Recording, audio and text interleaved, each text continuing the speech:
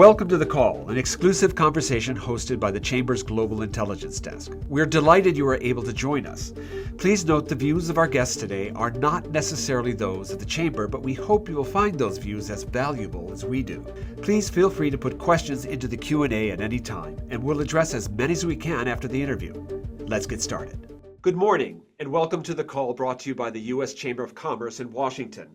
I am your host, Jay Sapsford, and here is today's question of the moment. Can Germany's next government clear the hurdles to recovery? On November 6, German Chancellor Olaf Scholz fired his finance minister. The dismissal followed a budget dispute and resulted in a pro-business party leaving the government. The ruling coalition collapsed, and new elections are now slated for February, and Germany now faces a moment of reckoning. The economy is weak. GDP is set to decline again this year for the second year in a row, and during that time, industrial output is down by 10%. Energy costs are up, and key export markets, including China and the US, are growing less welcoming. Germany promised to increase spending on defense, social programs, and infrastructure, but it faces constitutional limits on debt financing, all of which raise a number of questions. How will Berlin handle an increasingly divided public? Can Germany meet a budget shortfall without taking on debt? Will the new government continue to raise defense spending and support Ukraine? And can Germany revive innovation, especially in the digital space? With me now to address these questions is Carnegie Europe Senior Fellow and former Financial Times correspondent, Judy Dempsey. Judy, welcome to The Call. Thank you very much, Jay. Why don't we start with the politics?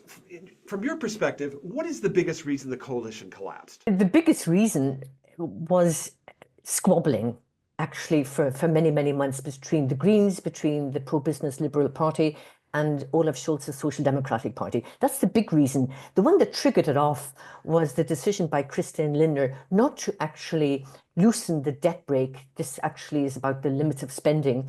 And Olaf Scholz, who's facing an election, not only that, facing huge opposition from his own party and the far right and the far left, called it a day and sacked the finance minister. It was very cold sacking, quite embarrassing, but actually the day was called for setting elections for February the 23rd. So will the new government be able to bridge all of these differences that seem like they are just deepening on all across the spectrum? If there's a political will and indeed an economic will, meaning the money to do so, it could. It depends who will win. Mr. Merz, the head of the Conservative Christian Democratic Party Union, is set to win, but the question is, will he have a coalition partner? And there's a terrible anxiety among the German public that it could be the Social Democrats in a grand coalition, and I don't think that would actually be the big kickstart for the German economy.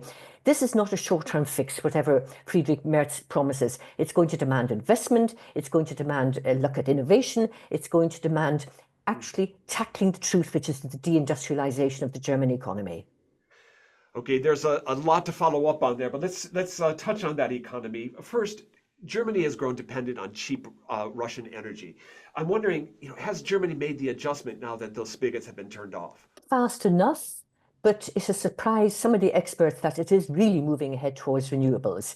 But in the meantime, of course, German industry and the German government have relied on huge imports of US liquefied natural gas. It's quite expensive, but this is actually quite important.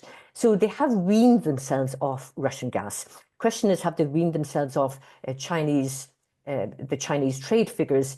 And actually, China's imports of German goods is actually falling a little, and in reaction, China's exporting more to Germany now. So this is actually bad news, a double blow in some ways for the German economy, because energy prices are still high. They're losing some ground in the Chinese economy, and of course we have the unknowns, what happens with the incoming Trump administration when it comes to tariffs and the kind of trade relations with Europe and Germany in particular. So with these export markets, which have been so crucial to Germany's success, what should the strategy be for the incoming administration? Strategy has been spelled out so many times by economic experts.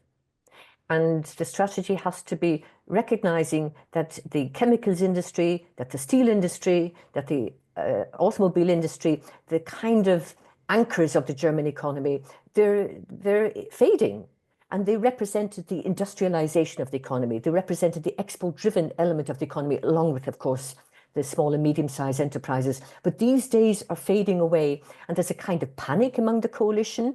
But experts say, no, subsidies won't solve the problem. The German economy has to modernize, bring in digitalization, bring in AI, and recognize that the old economic model is coming to an end. So you have mentioned deindustrialization a couple of times now. So how does a country go through that process and move on to, as you put it, the digital sphere in order to drive growth? It's going to be very painful. One alternative, of course, one option is to actually try to shift some of the labor force into renewable energies. That's one element. But secondly, what do you do with jobs that are going to be lost? We have, for instance, Volkswagen, which for the first time in its history is going to lay off workers. Not only that, actually close enterprises in Germany and maybe one or two other countries. There's a crisis in Thyssen, the giant of German steel, that there's a crisis in the management and conflict over the management, whether to actually just close down the steel industry. What we're getting at is that the chemicals, the steel, and the automobile industry, intensive energy industries, it cannot be afforded anymore. There isn't a market for it anymore. And Germany has to actually embrace innovation, digitalization, and actually accept that there'll be major shifts in the labor force. It's not going to be easy. If you've just joined us this morning, this is The Call, a regular video conversation in which we address the geopolitical issues of our time. Today, we are discussing Germany's stagnant economy, its coming elections, and hopes for recovery. Please feel free to put questions in the Q&A. You mentioned the need to shift to new industries. I wonder what role deregulation is going to play with this. I know that you pointed out to us the other day that the IFO Institute in Munich has said that excessive bureaucracy costs Germany nearly 150 billion euros per year. That's an enormous cost. And that seems also, though, like it's an opportunity to spur growth by just cutting out some of the red tape. I wonder what your thoughts are on that. I couldn't agree more with you. And we have had this debate inside Germany for several years, whether it was under the former Merkel government and now under this government. And the bureaucracy has become bigger, more intense, more hands-on. And it's become stifling. Industry now is speaking out more and more to reduce bureaucracy, to actually just reduce the red tape, reduce the amount of conditions and regulations that are needed to set up a business. And so it is very disappointing in some ways that the pro-business Free Democrats, led by Christian Lindner, didn't actually set up a plan getting rid of a bureaucratic rule every month. I think they missed a great chance over this. But this would help. It doesn't solve the problem, but would actually lift some of the heavy burdens that are facing industry, and not only industry, but consumers, individuals, people who try to apply for a passport, ID, identity. They go through huge hurdles in trying to get even appointments, because even digitization on making appointments via the internet are very weak. Now, along with that sort of deregulation, we also see that public investment is seen as a priority in Germany as well. I note that there's a number of statistics we could point to here, but Germany's the world's third largest economy, but its average internet download speeds rank 60th in the world. It's just a stunning gap there. What are the other needs in this area? The other needs, it's essentially, it's an intellectual and political decision to move away, as I said, from the whole industrial base and to embrace a modern economy. We're not only talking about embracing innovation and digitization, pushing it into schools. And you have endless comparisons with Finland, for instance, or Estonia, who the children in schools, I mean, they're already into heavily AI and digitization. And here, even in the COVID times, there was simply not the infrastructure even for desktops or anything for the kids. So Germany really is lagging behind. There's another aspect that German politicians know this. The elites know this. The economists know this. And when Angela Merkel was in power, she set up a digitization committee. Nothing came of it. And now Scholz has gone back to the same thing. Nothing came of it. It's going to really demand immense pressure, actually, from industry, from the Mittelstand, the small and medium-sized enterprises, from teachers, from professionals, from individuals, saying, make us modern, because we want to be competitive. And at the moment, competition actually relies on moving ahead in innovation. So to move ahead in innovation, particularly in the digital sphere, it requires a lot of energy. This gets back to the question about the sources of energy. And one of our audience members has put in a very interesting question. We note that Germany phased out nuclear energy. The last plant was shut down at the beginning of the Scholz administration. Was that a mistake? Great question. There was zigzagging over that decade over closing down nuclear power plants, and then the tsunami and the nuclear accident in Japan spurred Angela Merkel to close down the nuclear enterprise plants. It would have worked had she had a strategy, an alternative plan. But the renewable energy sector wasn't in place, and therefore Merkel and the Social Democrats and those who were in the coalition at the time actually expanded the Nord Stream 2 pipeline, which actually created Germany's dependence even more on Russian gas. Another question in the similar area, what about the German tech sector in general? When will we see the next Siemens? It's not going to happen for the foreseeable future. And Siemens, to its credit, is trying to modernize, as is Bayer, but it's going to demand a huge push by Germany and from the EU to actually create these homegrown companies that can deal with the US tech sector, but I don't see it on the horizon. Okay, here's one that pivots us into Germany's relationship with the Union, wondering how the elections and the downturn will impact its ability to influence EU policy decisions. The weakness of Germany is not only compounded by its economy. Of course, a weak economy has repercussions for the Eurozone because so many of German exports actually go to the other EU countries. But to answer the question, I think the last 2 or 3 successive coalitions, whether it was Merkel's coalitions or now Olaf Scholz's coalitions, they actually never pushed for a more integrated Europe. The member states' national interest prevailed, as it has done among increasingly number of member states at the expense of the Commission, that's the EU's executive. So essentially, if Germany did decide to lead, that kind of leadership would have to translate into making the EU stronger, more competitive, and actually a more integrated EU. And at the moment, Germany will not actually discuss integration at all, and it's not even discussing the direction of the European Union. Saying it has to become more competitive is a kind of mantra which has no basis unless Germany is prepared to lead and modernize. All right, well, that also leads us to one of the other big questions of the moment, which is defense. Here in the States, there's been some fatigue about supporting Ukraine during this war that keeps dragging on. How about in Germany? How will that play out, especially as we have this transition in the Bundestag, in the government?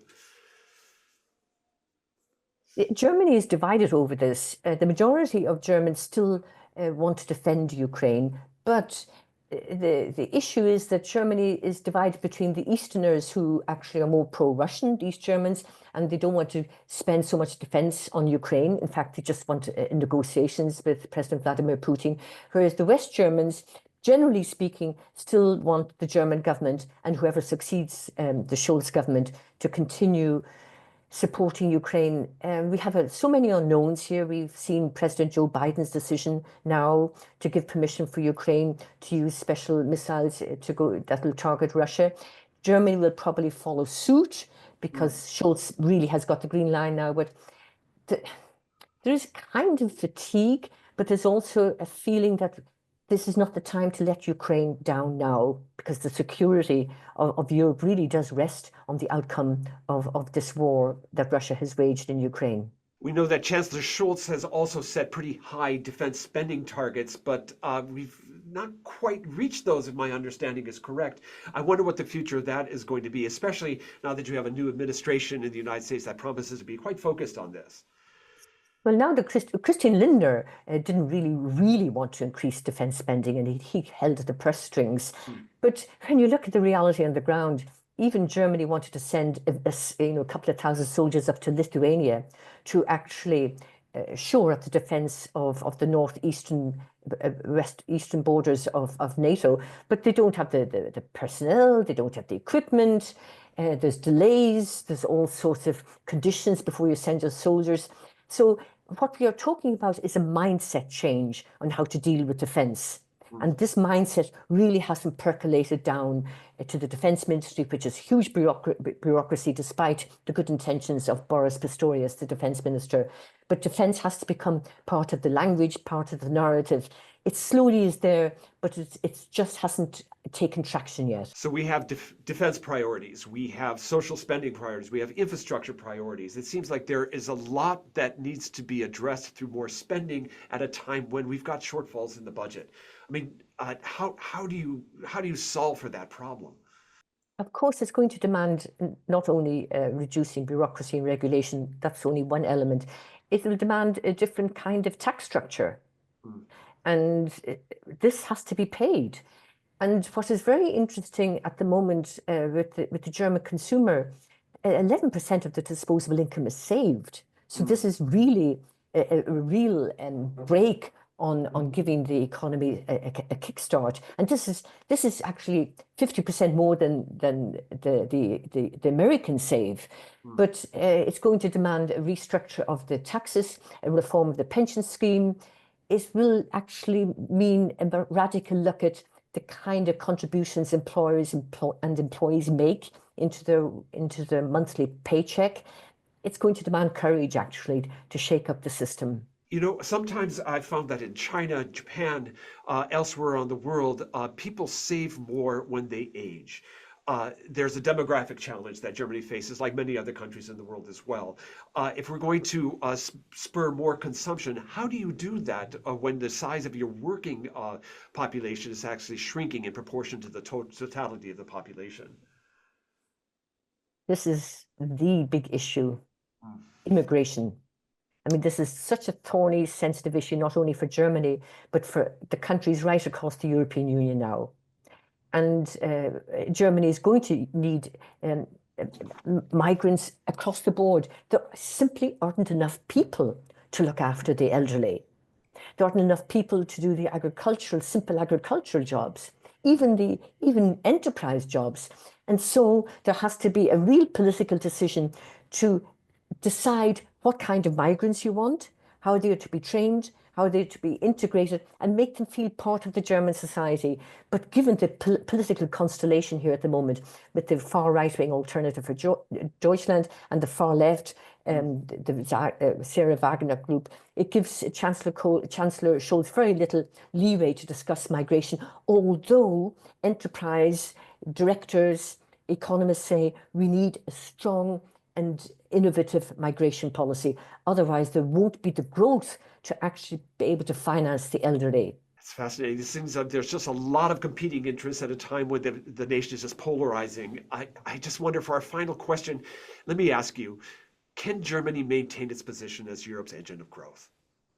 At the moment, no. The engine of growth cannot rely on the old structures. An engine for growth will need something very, very new and not the old combustible engine. That's the first thing. Secondly, Germany could actually regain its lead.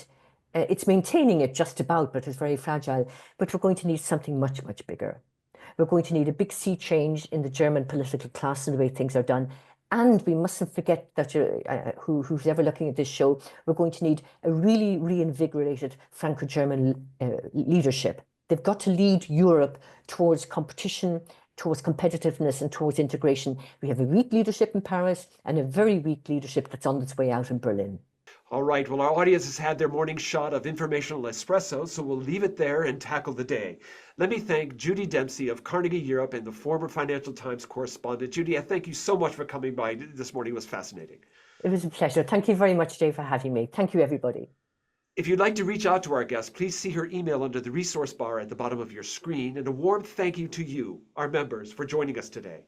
If you have a theme you would like us to cover, feel free, to reach out to us in the email on the screen, globalintel@uschamber.com. We are planning many shows in the coming weeks and months, and we welcome your suggestions and feedback. This has been The Call, brought to you by the Global Intelligence Desk of the U.S. Chamber of Commerce, asking the right questions to navigate uncertain times.